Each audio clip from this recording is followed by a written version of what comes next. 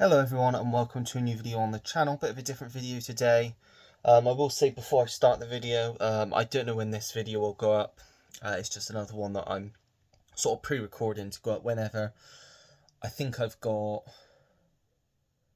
another 3 or 4 already recorded to go up at some point, so you may see this before or after.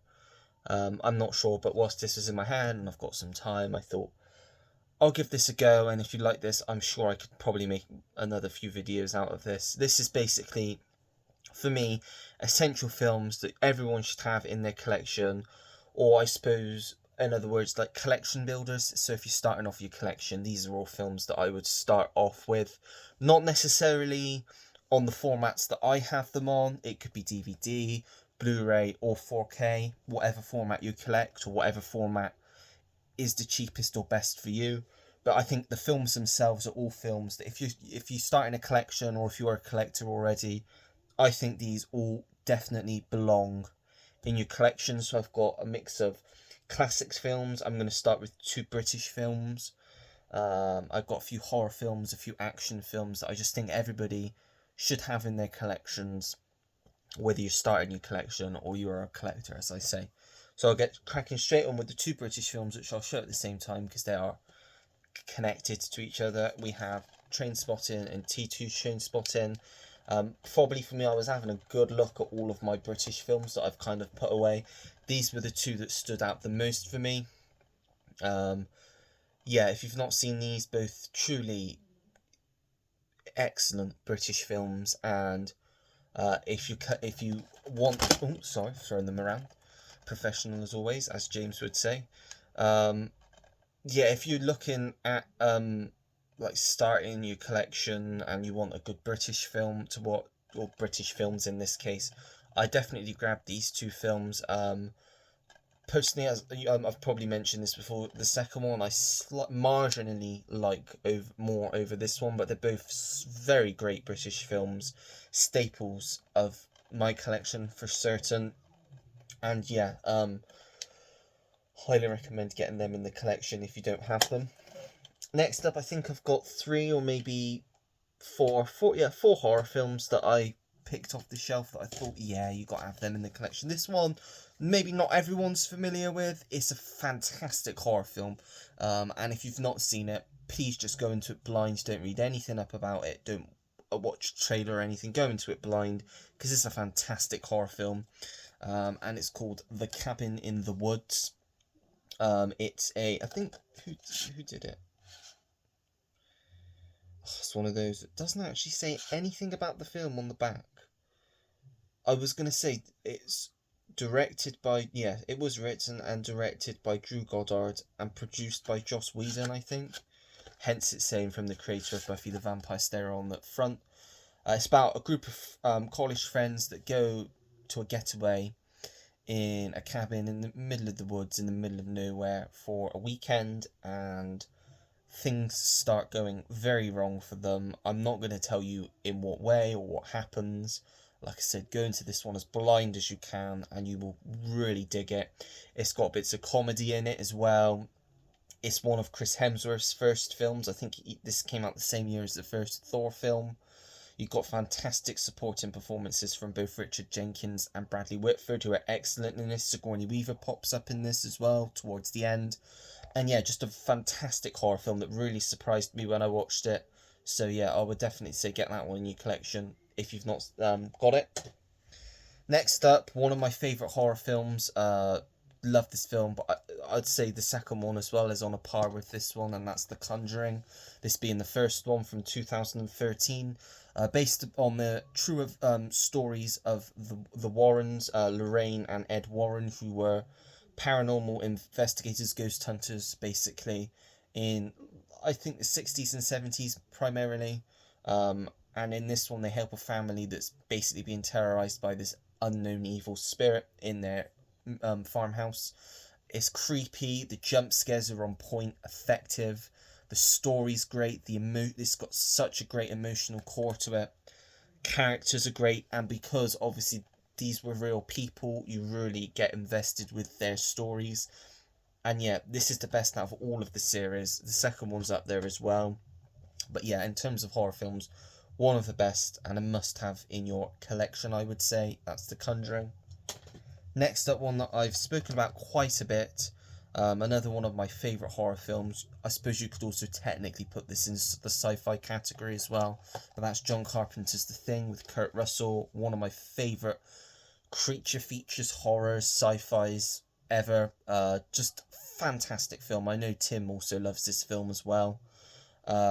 Again, it's basically about a group of researchers in an Antarctica research station. They discover something buried in the snow. They don't quite know what it is, and havoc ensues, I shall say. And the special effects, just the visuals in this is crazy for its time.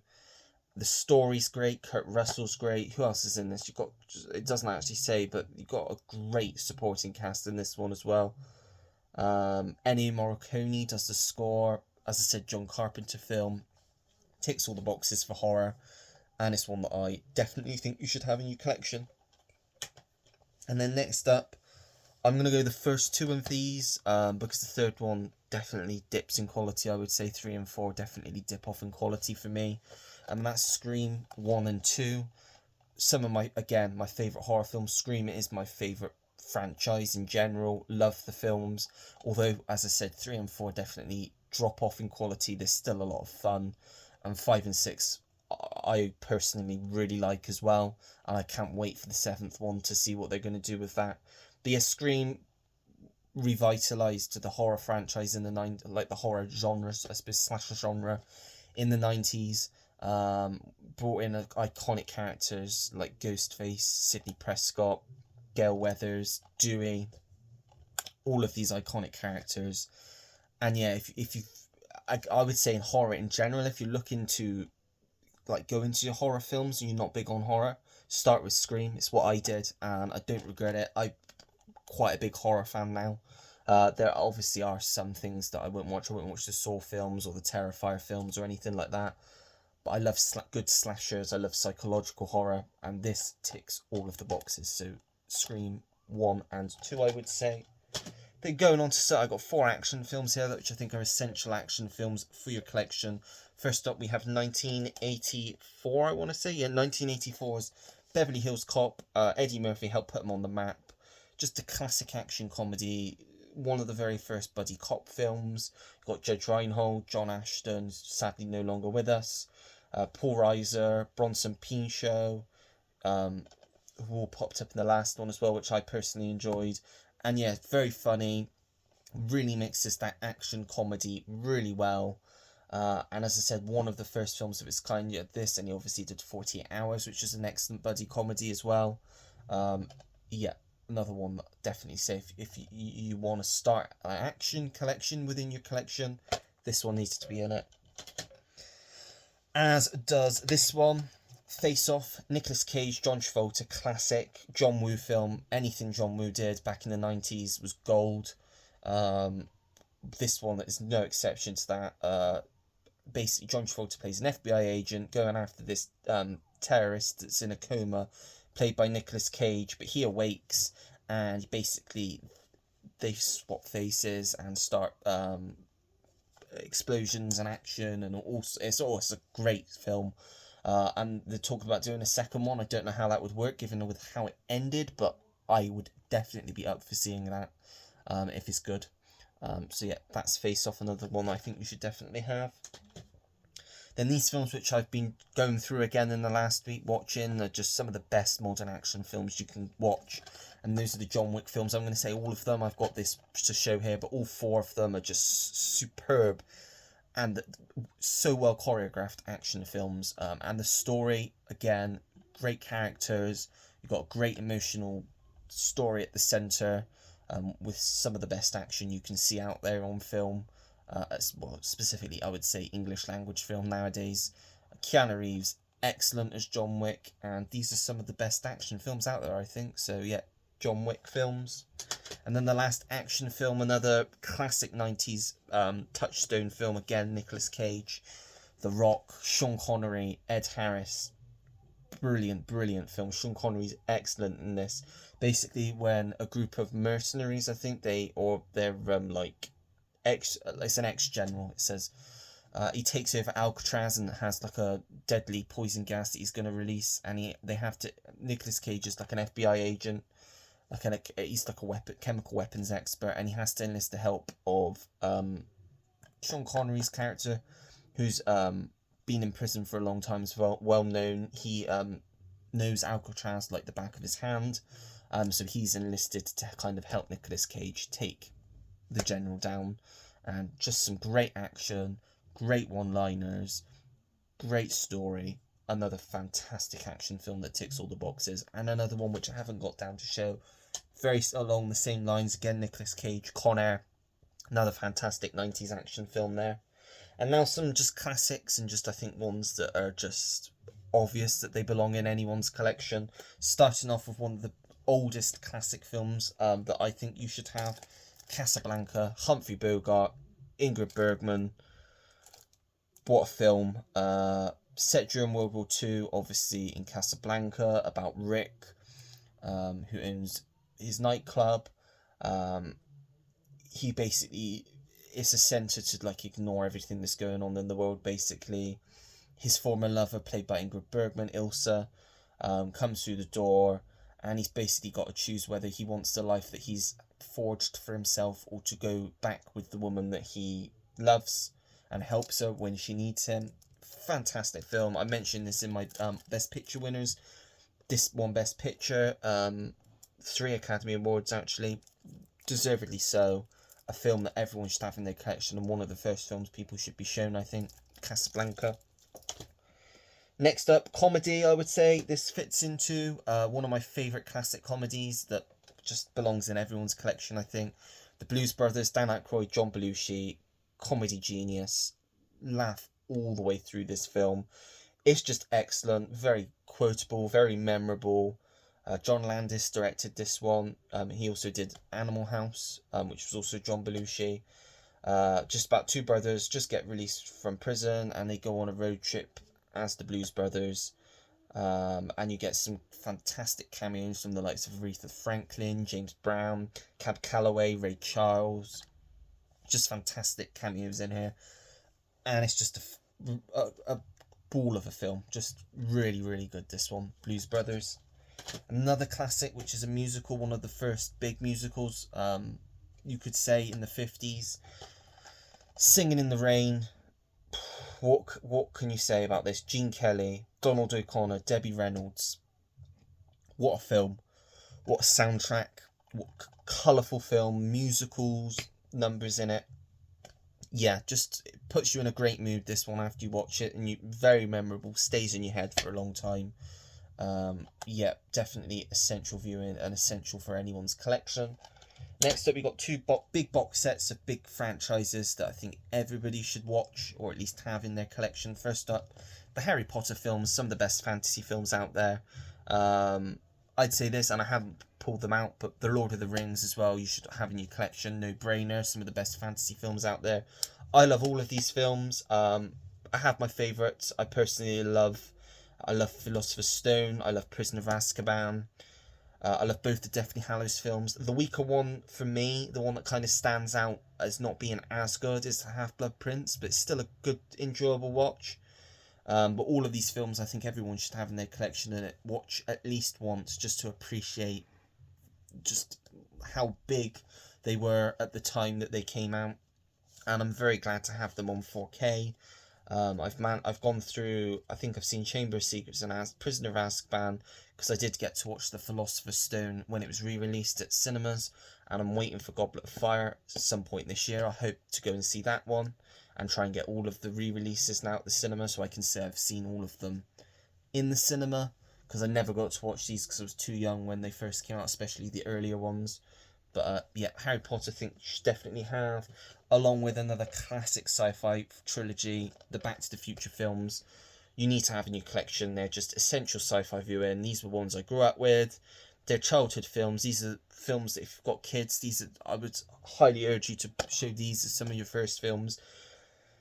They're just excellent, well-made, brilliant films. Robert Zemeckis, genius. Back to the Future trilogy.